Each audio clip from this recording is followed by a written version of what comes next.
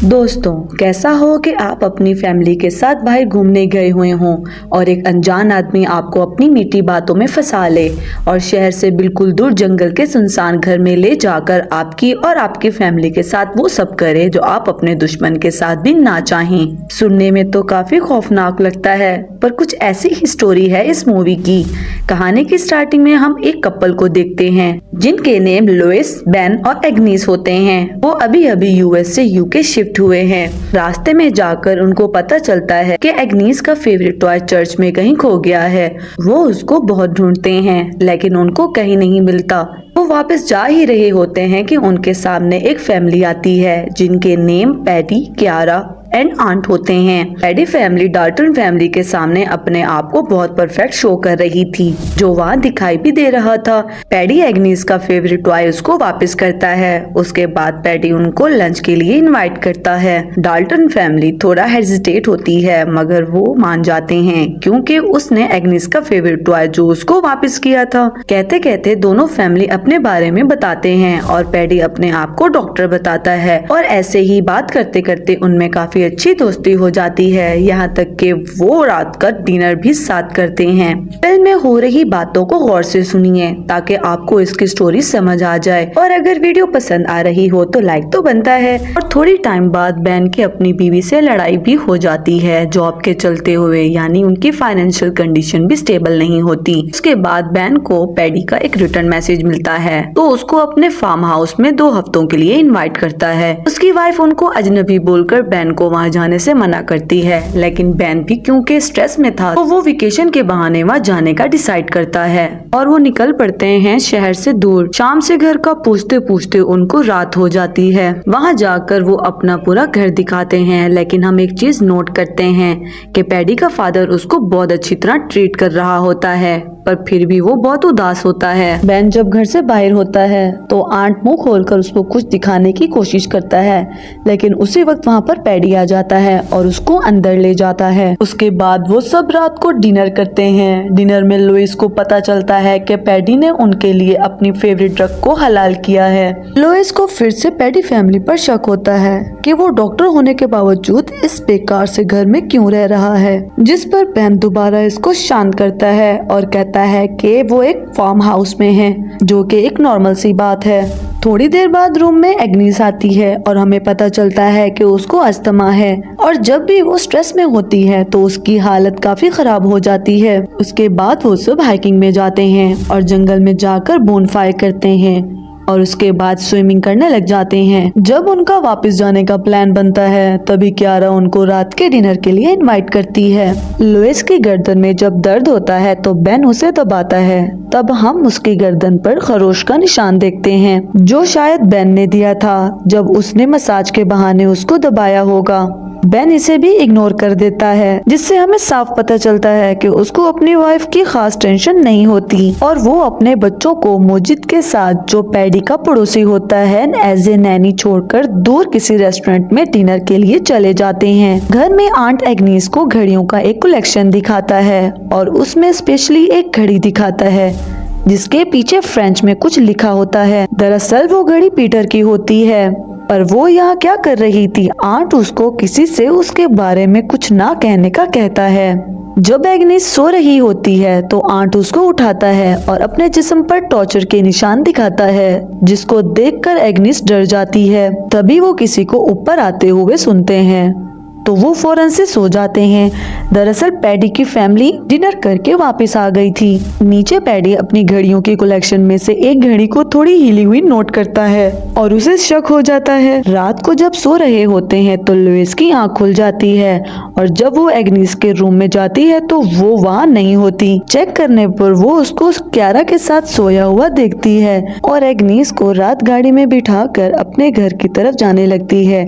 रास्ते में एग्नीस को याद आता है कि वो अपना फेवरेट टॉय वहीं पीछे छोड़ आया है। पेरेंट्स उसको इंसिस्ट करते हैं कि वो उसको नया वाला दिला देंगे, लेकिन एग्नीस स्ट्रेस में आने लगती है क्योंकि वो उससे बहुत ज्यादा अटैच थी और उसकी सांसें भी फूलने लग जाती है। जब उसकी हालत ज्यादा खराब होने लग जाती है तो उनको मजबूरन गाड़ी पीछे मोड़नी पड़ती है। लेकिन जब वो टॉय को ढूंढ रहे होते हैं तब तक पैडी फैमिली जाग चुकी होती है, तो वो उनसे पूछती है कि आखिर बिना बताए वो क्यों जा रहे थे, जिस पर लुइस कहती है कि एग्नेस उसके बिस्तर पर सो रही थी और उनको वो बिल्कुल अच्छा नहीं लगा, जिस पर क्यारा उसे माफी मांगती है और बताती है कि कुछ साल पहले उनकी भी एग्नेस की तरह एक छोटी बेटी थी, मगर वो एक हादसे में मर गई थी, जिसकी वजह से उसने आज रात एग्नेस को अपने साथ सुलाया था। सुबह होने पर जब वो ड्राइंग कर रही होती है तो आंट दोबारा एग्नेस को कुछ लिखकर बताने की कोशिश करता है, पर वो डिफरेंट लैंग्वेज में था तो एग्नेस उसको नहीं पढ़ पाती। क्यारा आंट को नोटिस करती है तो आंट के पास जाती है और जैसे ही आंट किसी को अपने पास आते हुए फील करता है तो वो कागज को खा जाता है और ये चीज एग्नेस को बहुत अजीब लगी। पैडी बहन की फैमिली की टेंशन को फील करता है क्योंकि क्यारा का किसी और के साथ अफेयर रह चुका था, तो वो उसको दूर ले जाकर अपनी फीलिंग्स को शोर मचाकर एक्सप्रेस करवाता है, जिससे बेन को काफी अच्छा फील होता है। बेन एग्नेस को काउबॉय डांस करने का कहता है। पैडी आंट को भी एग्नेस को ज्वाइन करने का कहता है। आंट जो कि थोड़ा सा डरा हुआ होता है, वो सही तरह से परफॉर्म नहीं कर पाता, जिसको देखकर पैडी उस पर गुस्सा होने लगता है और उसको बेस्ट डांस करने के लिए फोर्स करता है। ये देखकर बेन और लुइस थोड़ा डर जाते हैं कि छोटे से बच्चे से ऐसे क्यों बात करता है, जिससे हमें ये पता चलता है कि पैडी के सर पर बेस्ट बनने का भूत सवार था और हमने फिल्म के स्टार्ट में भी देखा था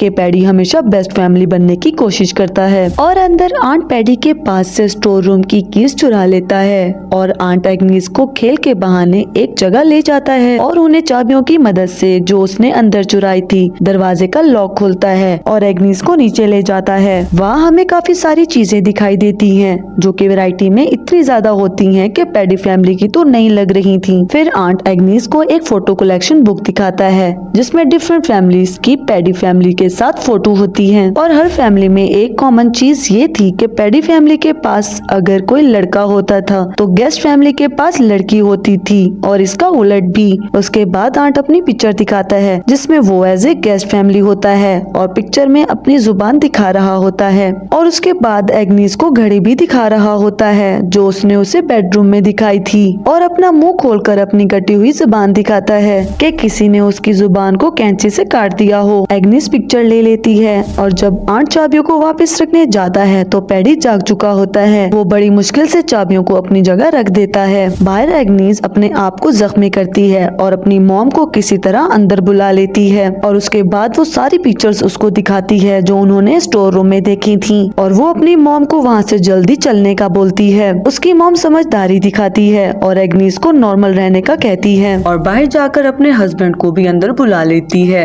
और सारा मैटर समझा देती है। बाहर जाकर वो अर्जेंट काम का बहाना बनाकर वहाँ से जाने का कहते हैं और जब वो बाहर जा रहे होते हैं तो वो देखते हैं कि उनकी गाड़ी का एक टायर पंक्चर होता है। बेन उसे कहता है कि उसके पास टायर रिप्लेस करने का सामान है और उसको टूल बॉक्स लेने के लिए उसको रूम में ले जाता है। अंदर जाकर पैडी ड्रिल मशीन निकाल लेता है जिसको सुनकर बेन काफी डर जाता है और वो बाकी सब सामान लेकर बाहर आ जाता है। बेन टायर को रिप्लेस कर देता है। जाते जाते एग्नेस छत पर अपना टॉय जंपी को नोटिस करती है। उफ, ये लड़की सबको मरवा कर रहेगी।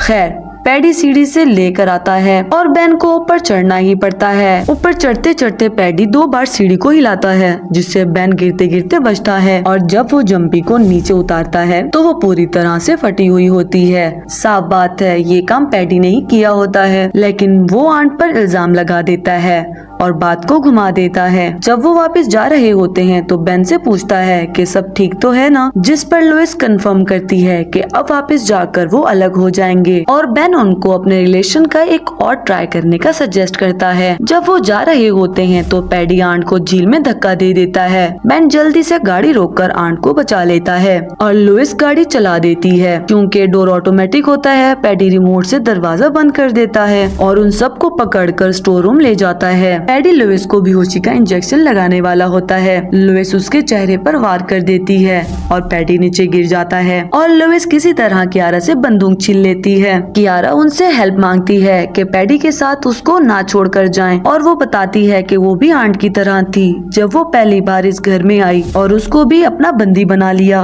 लेकिन वो उसकी बात नहीं सुनते और वो सब गाड़ी में बैठकर वहाँ से निकल पड़ते हैं। लेकिन रास्ते में मौजूद उनका रास्ता ब्लॉक कर देता है और शॉटगन से उन पर हमला करता है। वो किसी तरह बच जाते हैं और अंदर घर में जाकर छुप जाते हैं। वहाँ वो इमरजेंसी को फोन करने की कोशिश करते हैं, लेकिन इससे पहले वो बात कर पाते वो इलेक्ट्रिसिटी ऑफ कर देता है। फिर वो प्लान बनाते हैं कि अगर किसी तरह छत को आग लगा दी जाए तो इतनी बड़ी आग देखकर कोई उनकी मदद करने जरूर आएगा। तो वो बियर की बोतल में आग लगाकर बाहर फेंकने की कोशिश करते हैं, लेकिन वो छत से टकराकर पैडी की गाड़ी के ऊपर जाकर फूट जाती है और पैडी की गाड़ी जलने लगती है। बेन और लुइस सब सामान इकट्ठा कर लेते हैं ताकि उनका मुकाबला कर सकें। पैडी सीढ़ी लगाकर घर की छत पर चढ़ जाता है और ऊपर वाला दरवाजा तोड़कर अंदर आ जाता है। यहाँ लुइस भी एक नुकीला हथियार उठा लेती है और दूसरी तरफ मोजिद और क्यारा भी किसी तरह घर के अंदर आ जाते हैं। पैडी लुइस को देख लेता है और लुइस जल्दी से दरवाजे के सामने भारी सामान रख देती है। पैडी किसी तरह थोड़ा सा दरवाजा खोल लेता है, लेकिन लुइस उसके हाथ पर वार कर देती है और बाहर भाग जाती है। पैडी भी दरवाजा खोल लेता है और अंदर आ जाता है। फिर जब वो लुइस को ढूंढ रहा होता है तो लुइस उस पर लाल मिर्च वाला पानी डाल देती है। रास्ते में उसका सामना मोजिद से होता है।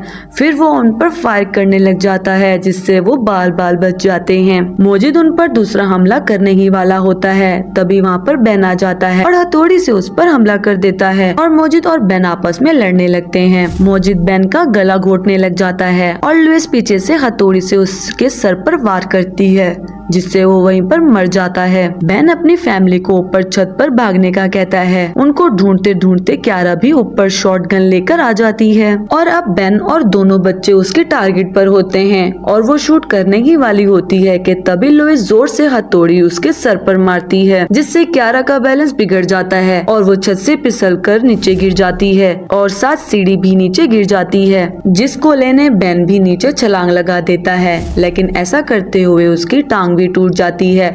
फिर भी वो किसी तरह खड़ा होता है और सीढ़ी को दोबारा छत पर लगा देता है और सब नीचे उतर जाते हैं, लेकिन पैडी एग्निस को गन पॉइंट पर ले लेता है और उनको अपनी गन फेंकने का कहता है।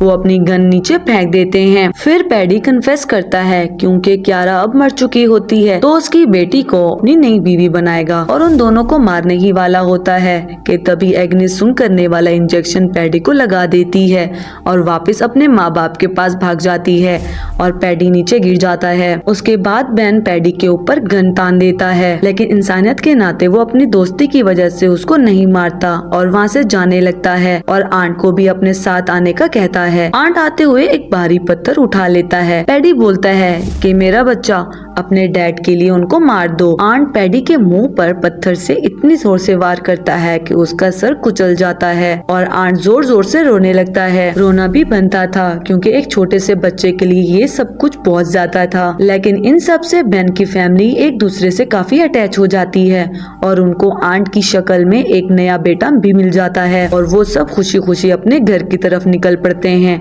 और मूवी यहीं पर एंड हो जाती है। तो दोस्तों, इस मूवी से हमें ये सबक मिलता है कि हर अजनबी को अपना दोस्त बनाना खतरनाक हो सकता है। अगर दोस्त बनाना ही है तो अपने पेरेंट्स को बनाओ ताकि बाद में तुम्हें इस कहानी की तरह धोखा ना मिले। अगर आप चैनल पर न्यू हैं तो चैनल को सब्सक्राइब जरूर कर दीजिएगा। मिलते हैं नेक्स्ट वीडियो में। Till then take care.